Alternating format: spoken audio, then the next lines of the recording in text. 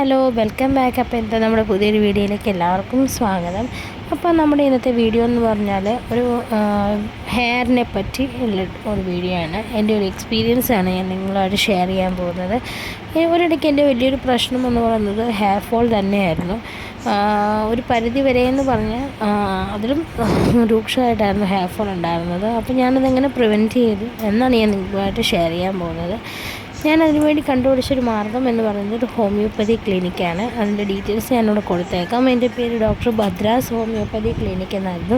അതിവിടെ കോട്ടയത്ത് ആണ് ഉണ്ടായിരുന്നത്. അതിന് ലൊക്കേഷൻസിലുണ്ടോ എന്ന് ചെക്ക് ചെയ്ത് നോക്കുക.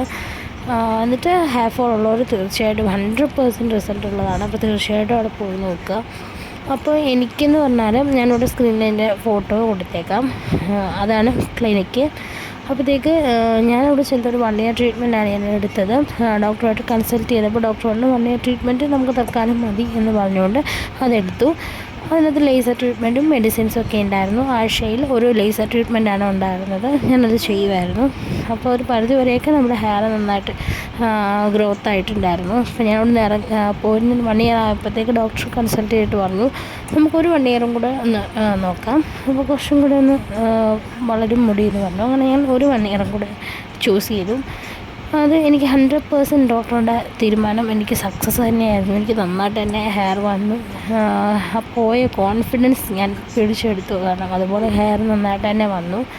അപ്പോൾ ഞാനിവിടെ സ്ക്രീനിൻ്റെ നെറ്റ് ഡീറ്റെയിൽസ് ഞാൻ കൊടുത്തേക്കാം. അപ്പോൾ ഡോക്ടർ പറഞ്ഞൊരു കാരണം എന്ന് പറഞ്ഞാൽ ഹെയർ ഫോൾ വരാനുള്ള കാരണം നമുക്ക് തൈറോയിഡിൻ്റെ ഇഷ്യൂ, അല്ലെങ്കിൽ ഉറക്കക്കുറവ്, അല്ലെങ്കിൽ വെള്ളത്തിൻ്റെ ഉപയോഗം, ഓയിലിൻ്റെ യൂസ് കുറയുന്നത്, താരനുള്ളതുകൊണ്ട് അങ്ങനെ ഒരുപാട് പ്രശ്നങ്ങൾ കൊണ്ടൊക്കെ മുടി കൊഴിച്ചിലുണ്ടാവും. അപ്പോൾ എനിക്കിതിൽ തൈറോയിഡും താരനും ഒക്കെ ഉണ്ടായിരുന്നു. അപ്പോൾ അതൊക്കെ ഡോക്ടർ നോക്കി അതിനുള്ളതൊക്കെ മെഡിസിൻ എനിക്ക് തന്നിട്ടുണ്ടായിരുന്നു.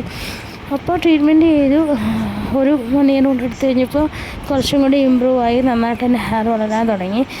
അപ്പോൾ അവിടുത്തെ ട്രീറ്റ്മെൻറ്റൊക്കെ കഴിഞ്ഞ് പോരാൻ നേരത്തെ ഡോക്ടർ എനിക്ക് കുറച്ച് ഒരു അഡ്വൈസ് പോലെ കുറച്ച് കാര്യങ്ങളൊക്കെ പറഞ്ഞു തന്നിട്ടുണ്ടായിരുന്നു. അതാ ഇന്ന് ഞാൻ നിങ്ങളുമായിട്ടത് പറയാൻ പോവാണ്. അപ്പം ആദ്യത്തേന്ന് പറഞ്ഞാൽ നമ്മൾ ഈ കുളിച്ച ഉടനെ നമ്മൾ എന്താ പറയുക, നനഞ്ഞ തുണിയും കൊണ്ട് ഒത്തിരി നേരം തല തോർത്തരുത്. തോർത്തിയാലും സ്മൂത്തായിട്ട് തന്നെ തോർത്തുക. പിന്നെ കുളിച്ച് കഴിഞ്ഞ ഉടനെ ചീപ്പ് വെച്ച് ചെയ്യാതിരിക്കുക മുടി. പിന്നെ നന്നായിട്ട് ഉറങ്ങുക, വെള്ളം നന്നായിട്ട് കുടിക്കുക. പിന്നെ പറഞ്ഞതെന്ന് വെച്ചാൽ അയണിൻ്റെ ഡെഫിഷ്യൻസി കാരണം നമുക്ക് ഹെയർ ഫോൾ ഉണ്ടാവും. അപ്പോൾ അയൺ ഉണ്ടാകാൻ വേണ്ടിയുള്ള കാര്യങ്ങളൊക്കെ നമ്മൾ ചെയ്യുക. അപ്പോൾ ഇതൊക്കെയായിരുന്നു ഡോക്ടറുടെ ഒരു അഡ്വൈസ് എന്ന് പറയുന്നത്. ഞാനിതൊക്കെ ഇപ്പോഴും ഫോളോ ചെയ്യുന്നുണ്ട്.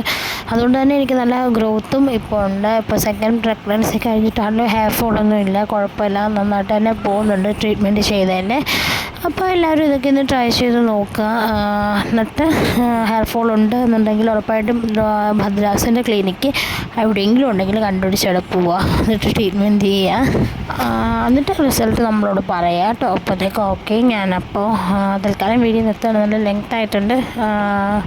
അപ്പോൾ അടുത്തൊരു വീഡിയോ കാണുന്നവരെ എല്ലാവർക്കും ഓക്കെ, ടാറ്റാ, താങ്ക് യു.